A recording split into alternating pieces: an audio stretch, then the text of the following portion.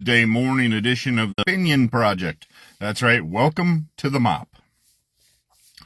I like the name of that all of a sudden, and it makes sense because it's my opinion and it's my project. So my opinion project.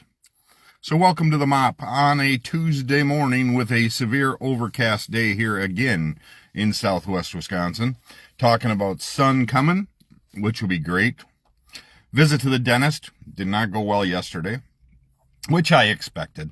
I had kind of had a lot going on in the last few years, and dealing with mom and doing with that stuff, and there's no excuse, though, for neglecting your teeth, which are very important. So make sure you're taking care of that. So welcome, and welcome to the title, Today is Up to You.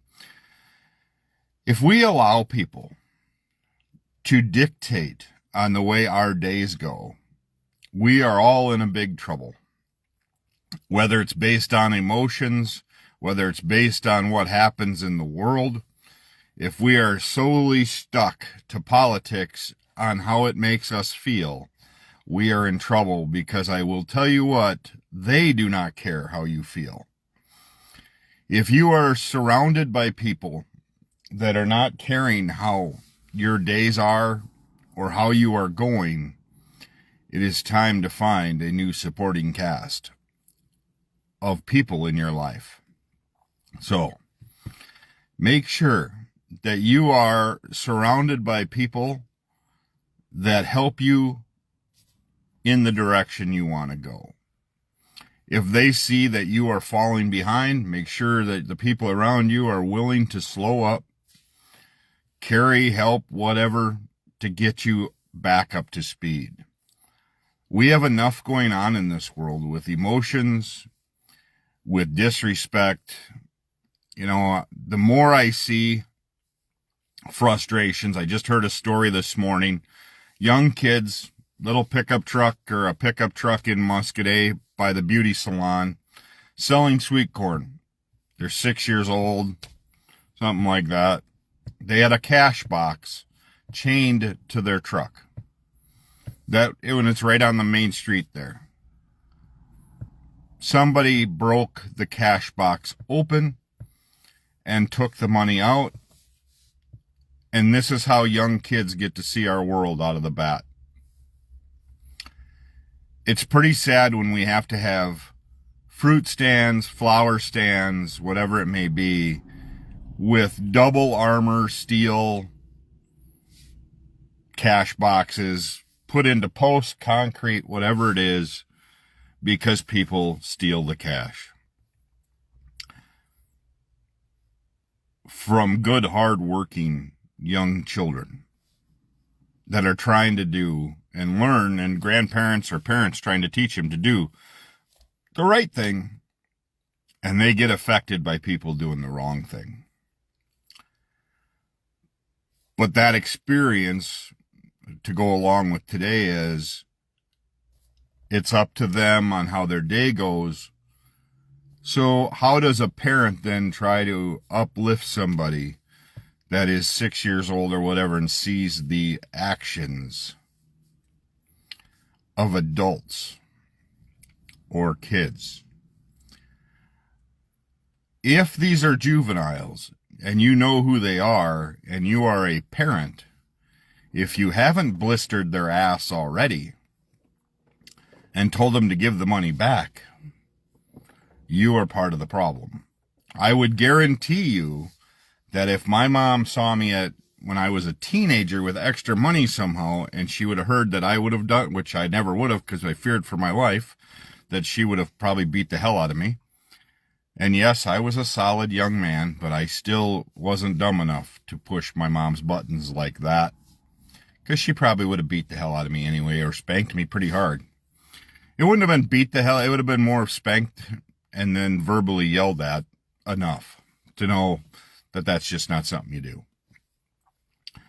So if your kids, if you look at society around town or anywhere else and you see the troublemaker kids, or you see the kids without respect, if you go for generations, you can see that the parents And everybody knows the names, especially locally. Oh, this family or that family.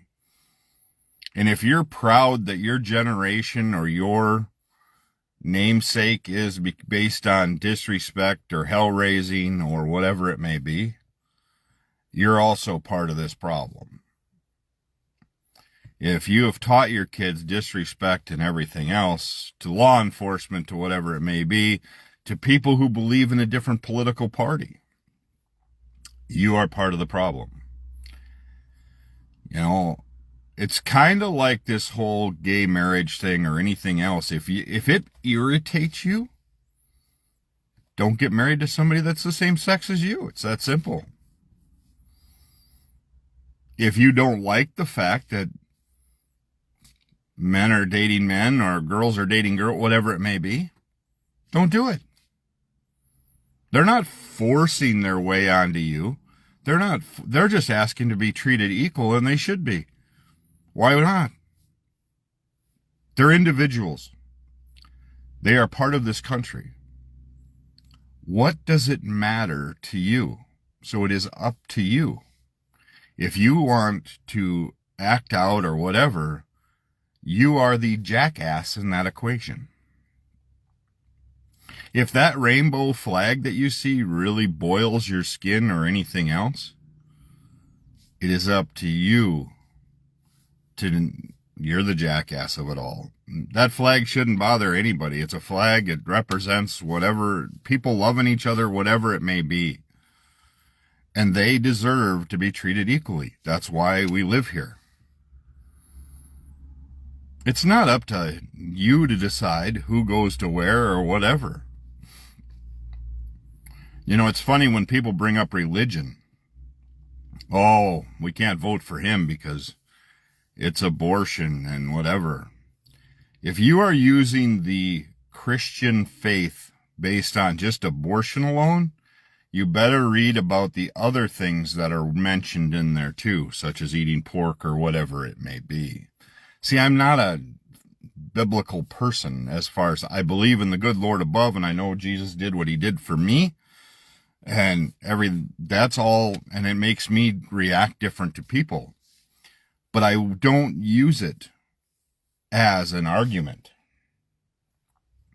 or support on why I choose. If you are relying on abortion only, then you are not really relying on your Christian faith. That's my opinion. And that controls my day-to-day. I have had enough things attack me or enough things I have gone through, medically, whatever it may be, to say enough is enough. Life is too short. I bust my butt to make sure I am there for my friends or family. And I won't put up with, my viewpoint of life has gotten very narrow with everything that has gone on.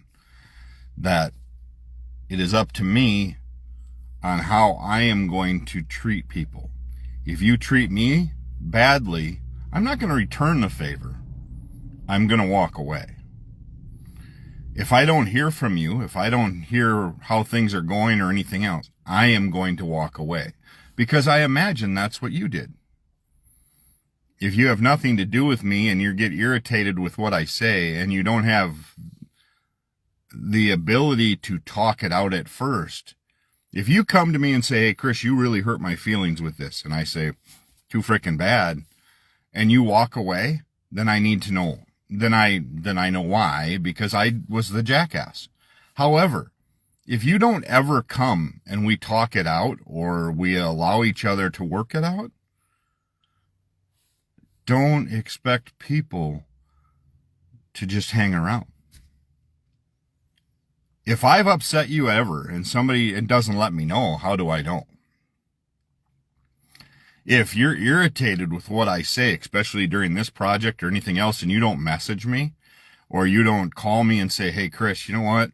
I don't agree with you with this. I need to know in order to talk it out or in order to fix it. My goal with this program is not to piss people off. It is not to upset people. It is strictly to talk to an opinion, and then also where I stand on something. If you don't like where I stand, we can talk about it, or you just walk away, and that's okay. However, if you want to walk away, at least let me know why. To say, Chris, I think you're full of shit, that's fine. I may be. It's my opinion. If we've been friends for a long time and I don't hear from you anymore, or I don't know why we don't talk anymore, it's hard for me to correct anything. If we are siblings, which I have a few of them, and life is that you portray your side of the stories and you don't want to be honest about your side of the stories, that's up to you. I am tired of stressing over things. I got way too much shit going on to worry about it.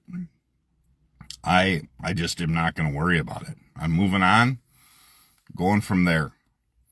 And I will say that 90% of people, or things that we have going on in our daily lives, are controlled by us and our internal things saying, oh, I can't handle not having people. I can't handle people upset with me, or I can't handle, I got to please and make everybody friends.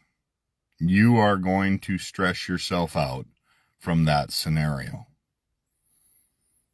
If you are going to work pissed off, upset, if you're worried about going to work and you're all pissed off and upset already, you probably should look at a career change, because it's not going to get better. You've probably been there, and if you look back, oh, this has been going on for 10 years, whatever it may be. It's kind of like politics. You hear people say it all the time, oh, this has been going on for 20 years. We just let it happen. We all get pissed off about it, but it's just, you just go on. Why is that? Because we don't like change. We don't want to ruffle the feathers. We don't want to make waves, however you want to do it. But at some point, you have to put up that wall, and you have to put up your defense and say, it is not good for me. Mentally, physically, whatever it may be, it's not good for me. So, how your day goes today is up to you. Do you feel better when you work out? Do you feel better after a good breakfast? Do you feel better if you just listen to music for 5 minutes before? This is my time right before I go into work, right here. This is my time to get the stuff off that I want to talk about, and then I go. And then I see people that watch it, and maybe they get something out of it too. I don't know. I hope the best for all of you. I really do. If you know me, you can always message me. You can talk to me, whatever it may be. If you don't know me and you're struggling, you can message me. It's really weird when you get all these people that like you and you don't know, so I block a lot of people every day that I don't know. And so I'll never have 1 million subscribers, because I don't know 1 million people, for one.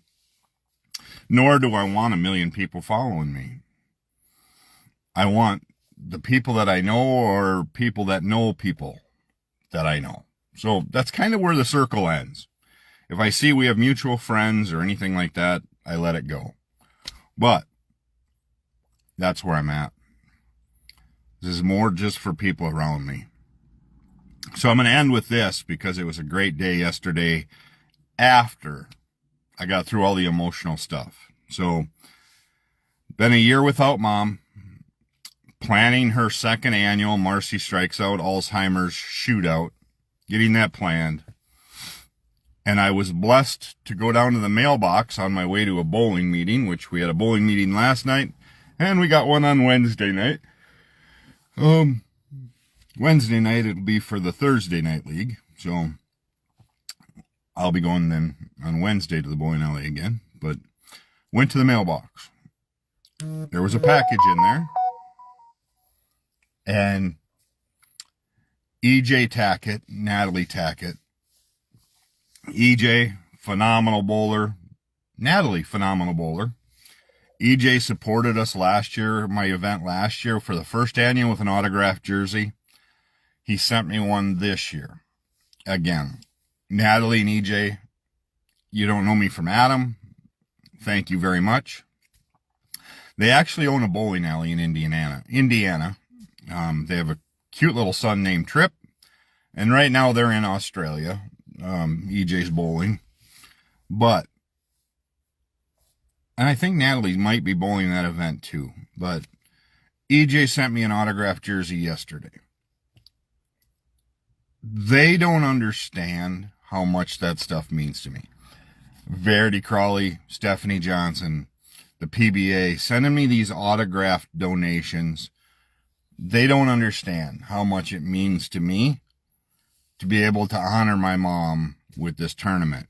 All of you local sponsors that are helping me, you have no idea what it means to me that you guys are helping out. And I want to thank each and every one of you personally. The thing with professional bowlers that everybody looks at is, oh, they're bowlers.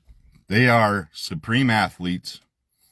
They are, to me, getting EJ's autograph or Verity's autograph, or Stephanie's autograph is name any pro athlete that you want. And that is the aspect I get when I receive their autographs. I'd love to have them in my personal collection, but it means more to me to turn them into funds for this Alzheimer's awareness. And to have EJ's autograph, who's going to probably go on to be labeled, and everybody knows how I feel about the GOAT.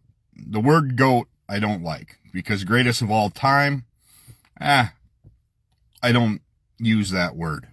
I don't think the greatest of all time is something that should be used, period. Because when you come down to bowlers, it's pretty damn hard. I mean, yes, with victories or anything else, Walter Ray, Norm Duke, Earl Anthony, Johnny Petragia. I mean, there's so many. Mark Roth, Parker Bone. There's so many professional bowlers that it'd be pretty hard. But EJ's going to go down as one of the best, probably. Not the greatest, like I said, but in the top tier for sure of bowlers. Pete Weber, all of those guys. To have his autograph is freaking huge. To have Verity and Stephanie, who are in the top echelon of professional women. There's a few other women that I would love to have their autographs as well. But I don't have the opportunity. And basically it was off of sending messages to say, hey, would you be willing to help out during this event? And I send the information. So to them, thank you. To the Tacketts, thank you so much. It means the world that I am going to be able to honor my mom with this event. And thank you to all the locals that are helping me. This small community we live in is huge for Grace, for cancer, for Alzheimer's, whatever it may be. Our small communities come together each and every time. So on my events page, you can see everybody that has donated. On my personal page, I share that list periodically. Please shop those areas, do those stores. But I just want to thank everybody. So today, make your day how you want it. If you want it to turn out bad, or if you want to then start it that way.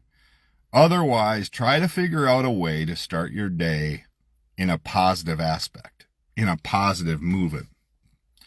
And that is why we have the MOP, the Moose Opinion Project. So, have a great day. As always, take time to bless somebody today, and we will talk tomorrow morning with another edition of the MOP.